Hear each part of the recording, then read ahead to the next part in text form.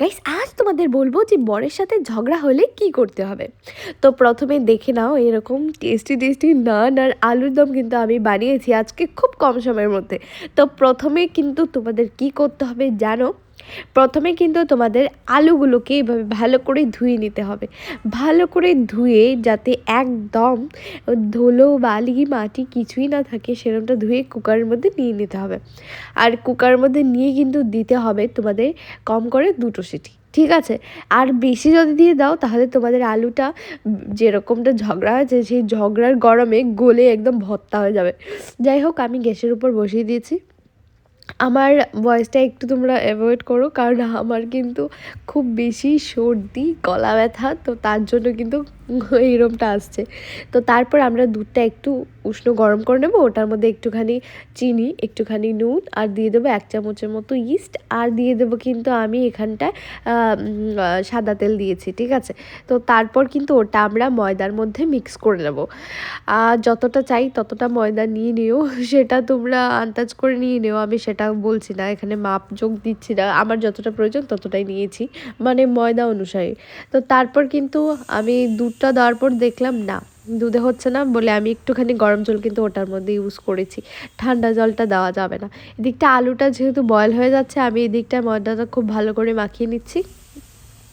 ময়দা খাওয়া আমাদের হেলথের জন্য খুবই খারাপ, কিন্তু কি করব, জিভটা যে কথাই শোনে না। নানটা এতটা আটা দিয়ে ভালো হবে না মনে হচ্ছে, তার জন্য কিন্তু আমি ময়দা দিয়ে বানিয়ে নিয়েছি। তো তারপর দেখো, যে সময় আমার এই যে ডোটা মাখা হয়ে গেছে, তো তারপর ওটার উপর একটুখানি সাদা তেল দিয়ে এইভাবে মাখিয়ে রেখে দিয়েছি। আর এদিকটা কিন্তু আলুগুলো আমি ছলে নিচ্ছি। সবগুলো আলু খুব ভালো করে সিদ্ধ হয়ে গেছে, তো তারপর ছোলা হয়ে যাচ্ছে। আলুগুলো কিন্তু খুব আস্তে করে ছুলতে হবে যাতে ভেঙে না যায়। দেখতে পাচ্ছ কি সুন্দর সেদ্ধ হয়েছে। যদি আলুটা বয়েল না করা হয় না, আমিও কিন্তু একবার আলুটা বয়েল না করে কিন্তু একবার ট্রাই করেছিলাম, ওটা কি হয় ভেতরটা খুব একটা ভালো সেদ্ধ হয় না, জানি না, আলুর দমটা খেতে এতটা ভালো লাগে না। তো আস্তে আস্তে এভাবে আলুর দম বানালে তোমরা কিন্তু আলুটা আগে সেদ্ধ করে নিও। তারপর তোমাদের কি করতে হবে, এখানে টমেটো, কাঁচা লঙ্কা, পেঁয়াজ সব কিছু নিয়ে নিতে হবে। আদাটা শুধু ধুয়ে আলাদা করে রেখে দিও। আর টমেটো, কাঁচা লঙ্কা, পেঁয়াজটা খুব ভালো করে ধুয়ে পরিষ্কার করে কেটে তারপর কিন্তু তোমরা ওটা বয়েল করতে বসিয়ে দেবে। ওটা অনেকে আলুর সাথেও দিয়ে দেয়, আমি কিন্তু এটা আলাদা করে দিয়েছি। আলুটা যেহেতু আমি খোসাটা ছাড়াইনি, পরে ছাড়িয়েছি, তার জন্য আমি আলাদা আলাদা করে কিন্তু বয়েলটা করতে হচ্ছে। তারপর কিছুটা কাজু আর কিছুটা গোটা গরম মশলা তোমরা নিয়ে নেবে। তো গোটা গরম মশলার মধ্যে আমি যা যা হয় আর কি, তেজপাতা, শুকনো লঙ্কা, গোটা জিরে, তারপর এখানে আছে গোটা ধনিয়া, তারপর গোলমরিচ, লং, এলাচি, এসব সব কিছু দিয়েছি আর কি। তারপর খুব ভালো করে একটু ভেজে ওটা তুলে নিয়েছি, ওটা আমি মিক্সিতে গ্রাইন্ড করব। এবার আমি আলুর মধ্যে একটুখানি নুন আর হলুদ দিয়ে দেবো, দিয়ে ভালো করে আলুটাকে এইভাবে মাখিয়ে নেব। মাখিয়ে নিলেই হতো, কিন্তু এই যে একটা স্টাইল মারতে গিয়ে আমার একটা আলু পড়ে গেছে, ওটা আমি পরে ধুয়ে দিয়ে দেবো। ভাই আমি এটা করি, আমি ওয়েস্ট করি না। তো তারপর সর্ষের তেল ভালো করে গরম করে আলুগুলো ভালো করে এভাবে ভেজে নেবে। দেখতে পাচ্ছ আলুগুলো কি সুন্দর লাগছে। আমি যেহেতু লঙ্কা গুঁড়ো দিইনি, তো আলুটা খুব বেশি একটা লাল হবে না, আমি হালকা ভেজেই তুলে নেব। তো এদিকটা আলু ভাজা যেহেতু হয়ে গেছে, আমি কিন্তু তুলে নিচ্ছি আলুগুলো। আর এবার কিন্তু সেই কড়াইয়ের মধ্যেও আমরা কিন্তু আবার সর্ষের তেল অ্যাড করব। আর তারপর কিন্তু যে আমি সসপ্যানটার মধ্যে যেগুলো সেদ্ধ বসিয়েছি, মানে টমেটো, কাঁচা লঙ্কা, পেঁয়াজ, এগুলো সব কিন্তু আমি তুলবো, ঠিক আছে? একটু সময় ঠান্ডা করে নিতে হবে, মিডিলে গ্যাসটা অফ করে যদি তোমরা ঠান্ডা করে নাও তো ভালো হবে, নাহলে গ্রাইন্ড করতে পারবে না না। তো ওটা আমি একটু ঠান্ডা করে নিয়েছি, আর ওটা জলটা কিন্তু রেখে দিয়েছি, ওটা আমরা ইউজ করব পরে। তো এই দেখো, এবার আমি মিক্সিটা মানে যা কিছু নিয়েছিলাম সব গ্রাইন্ড করে নিয়েছি। হ্যাঁ, আমি গুঁড়ো মশলা কিন্তু এটার সাথে নিয়ে নিয়েছি, তোমরা চাইলে ওটা আলাদা করে পেস্ট করে পরেও কিন্তু ইউজ করতে পারো। তো তারপর এই কড়াইয়ের মধ্যে দিয়ে দিলাম সর্ষের তেল, দিয়ে কিন্তু আর একটুখানি আমি দিয়ে দিয়েছি গোটা জিরে। এবার আমি দিয়ে দিচ্ছি যে পেস্ট করা মশলাটা, ওটা আমি দিয়ে দিচ্ছি। এবার আমি খুব ভালো করে কষাবো, যতটা ভালো কষাবে ততটা ভালো কিন্তু আলুর দমের ফ্লেভারটা ভালো আসবে। যেহেতু আমরা বয়েল করে দিয়েছি, তো তার জন্য এটার উপর আমরা দিয়ে দিলাম হলদি গুঁড়ো, লঙ্কা গুঁড়ো, আর স্বাদ মতো নুন, একটুখানি চিনি দিয়েছি, ওটা আমি দেখাতে ভুলে গেছি, ওটা তোমরা একটু এড করে দিও। আর তারপর এই দিকটায় দেখো, আমি যে ডোটা বানিয়ে রেখেছিলাম ওটা পুরো পারফেক্টলি রেডি হয়ে গেছে। এবার কিন্তু আমরা একটা একটা করে এভাবে লিচি কেটে নেব।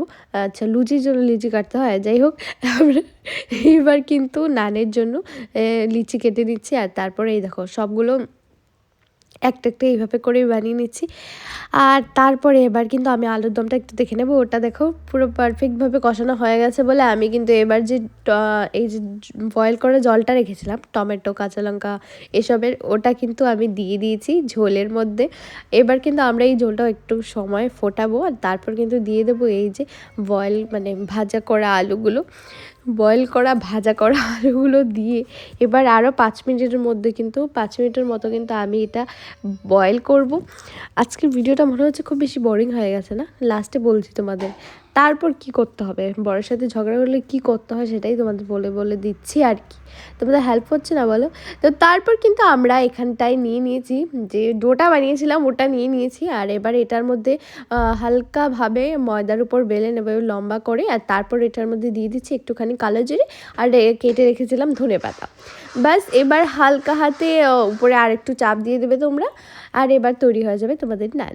বাটারটা সামনে রাখলেই চলবে, একটু ধনেপাতা তোমরা আলুর দমের উপরেও ছিটিয়ে দিতে পারো, বেশ ফ্লেভারফুল হয়, ভালো লাগে খেতে, তো তার জন্যই দেওয়া। চলো আমাদের আলুর দম কমপ্লিট হয়ে গেছে, এবার শুধু আমি নানটা বানাবো। আলুর দমটা নামিয়ে নিলাম, ঠিক আছে। এবার কিন্তু আমি বসিয়ে দিয়েছি প্যানটা, আর ওটার মধ্যে দিয়ে দিয়েছি একটুখানি জল। এই ফুটন্ত জলের মধ্যে দিয়ে দেবো, কারণ নিচে মানে ভালো করে জল লাগানোর আমি পারছিলাম না, আর ভালো করে এরমটা দিলে কিন্তু খুব ভালো হয় জানো। আর কুকারের মধ্যে বানাবো সেরম অপশনটাও মানে ভালো করে আমার হচ্ছিল না, আমার কুকারটা ননস্টিকের তো তার জন্য।